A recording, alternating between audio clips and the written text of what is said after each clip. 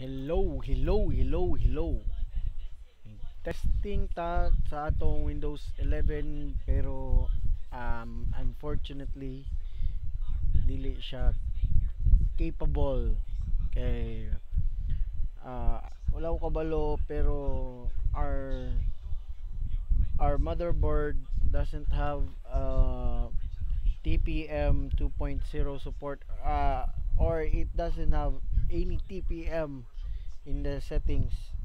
I checked it and there's no there's nothing in the security tab, so it's very unfortunate, but we already have our Windows 11 operating system, and we're ready to install it to computers that are capable uh, of this operating system.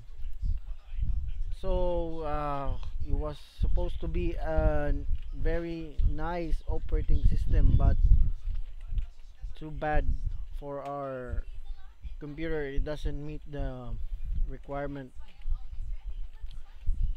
So now let's just um, let's just watch a walkthrough to the new Windows 11. What are the advantages and what's new in this operating system? So I already watched a few and I know that it's really good in gaming. So yeah, it's really good in gaming. Like, let's watch this. Which was some of this. Yeah, this one.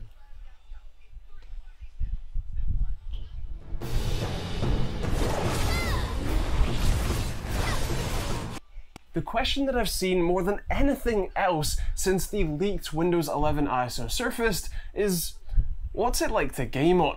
Well, since we overcame the issues of getting this is my problem. Windows 11 installed on bare metal yesterday. Check out that video if you do want to try it yourself, although again, I highly recommend you do not install it on your own system, especially as an upgrade. If you've got a spare SSD and you can remove. But I think if I just force my motherboard to support secure boot and TPM, so we don't have the two of these, so that's why we can't install Windows 11. But if I port in a modded BIOS, but I don't want to do it because I would not like to risk my motherboard of being broken.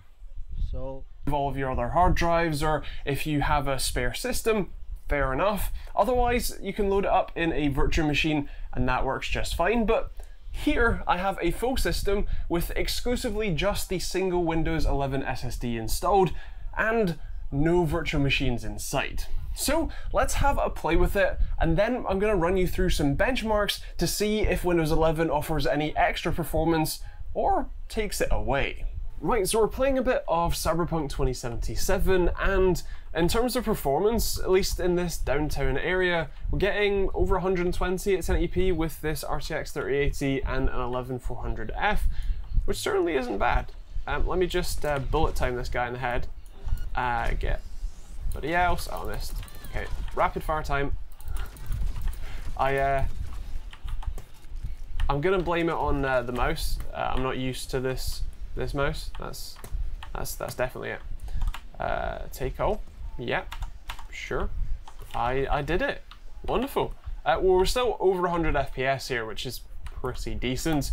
And while this is a 1440p monitor, and I would like to switch it to that, because I'm benchmarking at 1080p, this will do fine. And I should also mention that what you're seeing now is actually the same recording. The benchmarks that you see later were done a touch earlier when I wasn't recording and thing like that. So let's have a look at some CSGO instead. Right, so we're in and playing some CSGO, and we're still getting the usual 300 plus FPS, even at 1080p. with this 3080 and the 11 aren't quite right. There's just a couple I don't get to be because is actually Windows 11. I've alt-tabbed Fortnite is you're unlikely to notice while playing, although a performance decrease nonetheless. CSGO also shows the decrease, going from 297 FPS average to around 277. So it does have a difference of the game. And nothing I think so. major, and at well over 250 to 200. Again, running over 200 FPS average, you're No, still it's dropping. So this is from Windows 11 and this one's for Windows 10. So it drops. really not going to notice that missing 6 FPS. And finally, in Microsoft Flight, it's within just 1 FPS average, so not much difference there. One of the rumored reasons for Windows 11 even existing is support and optimization for Intel's upcoming Alder Lake CPUs. But since I have one of their current generation Rocket Lake CPUs already in the system, I thought it'd be a good idea to take a look at some of the CPU specific workloads and see if there's any differences there. Starting with Cinebench R20 and the single threaded results, it's within just 3 points. It's not by a massive margin, it's enough to call pretty much identical all over the place. In Premiere Pro, Windows 11 is around 4% faster, but then in After Effects, it's around 11% slower. And finally in Photoshop, it had the exact same score.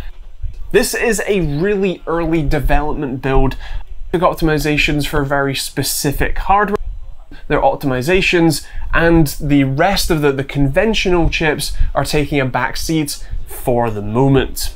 With that said, as it stands, this current version does offer slightly less performance than a reasonably up-to-date copy of Windows 10, but again, it's pretty much close enough across the board that I wouldn't be worried about it. If you want to check out what I think of Windows 11 and a look around what's new, then check out that video that will pop up on the end cards in a second, or So okay, so based on what he said, so I'm not sure now if I'm gonna switch to Windows 11. So I think I'll just wait for any developments to to escalate, or it might probably some bugs that's not yet been seen in this operating system. So but it's it's not bad to switch in this new platform, because it's new too, and it the UI will get you excited. But I'm not sure I'm gonna switch. So well, that's it guys. So thank you for watching, and yeah, hopefully we're gonna upload some more videos and tutorials like this. So thank you and bye.